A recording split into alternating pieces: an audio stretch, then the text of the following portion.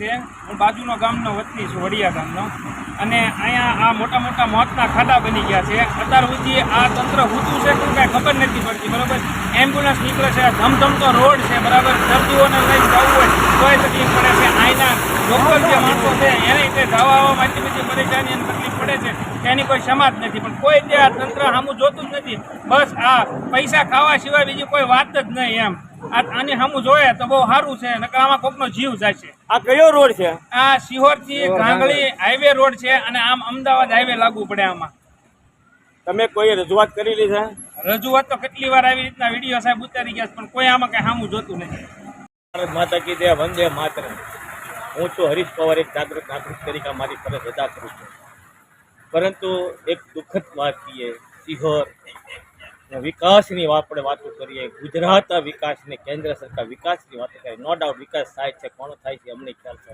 પરંતુ આ સિહોરના highway road એટલે જસ્ટ કે R&B વિભાગમાં આવતો સિહોરથી ગાંગળી રોડ, જે છેલ્લા વર્ષોથી આ રોડની અંદર જર્જરિત મોતના ખાડા સમા બની ગયો છે. ત્યારે મને એમ થાય કે નિર્દોષ તંત્ર એમ કે આ તંત્ર એમ કે અમે નિર્દોષ છીએ, અમે આ કામ કરીએ તે કરીએ, પણ અમે લાક્ષણિક આ સ્થળ ઉપર અહીંયા અમે લાઈવ અમે આ વિડીયોગ્રાફી કરીએ છીએ, પત્રકારની તરીકે ભાષામાં પણ વાત કરવા માગીએ છીએ. ત્યારે આ મોતના કહીએ ને નિર્દોષના ધ્યાન લઈ રહી છીએ આ તંત્રની R&Bની નપટાઈની અંદર.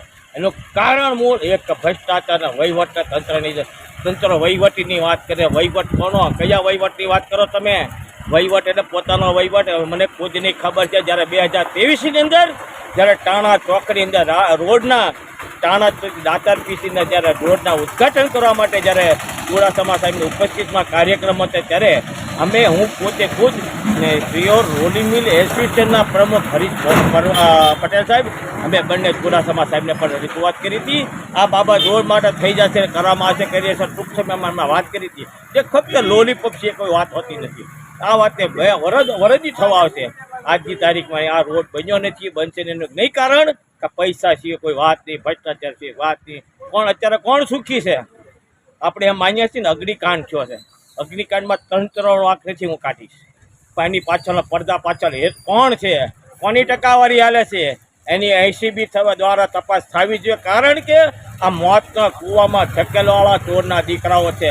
આ તમારી સામે હું સિહોરથી ગાંગળી રોડ, અમદાવાદ હાઈવે રોડ, સરકારી વાહનો નીકળે છે. વડિયા, ઉછર, ગાંગળી બધા રોડ આ રોડ ઉપરથી જ નીકળે છે. હજારો વાહન 24 કલાક ધમધમતો છે. લોડિંગ વાહનો એટલા જાય છે. છતાં આ રોડ માટે સરકાર આ GIDC રોલિંગ મિલના એસોસિએશન દ્વારા લાખો કરોડો રૂપિયા ગ્રાન્ટ આપી છે ને રોલિંગ મિલો GST ને ટેક્સ ભરે છે. તો રોડ ન થાય, RCC રોડની જરૂર છે. અહીંયા RCC રોડ થશે તો જ આ વિકલ્પ થશે.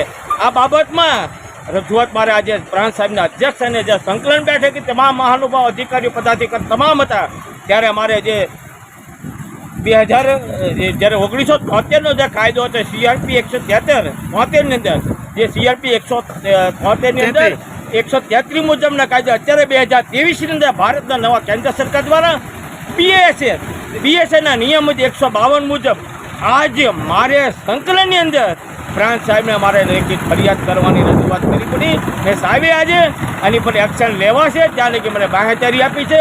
આની પર કાર્યવાહી કરવાની મને પણ બાહેધરી આપી છે. જો તાત્કાલિક રોડ ઉપર કરવામાં નહીં આવે તો ઉપવાસ આંદોલન પણ ચીમકી આપું છું. મારું નામ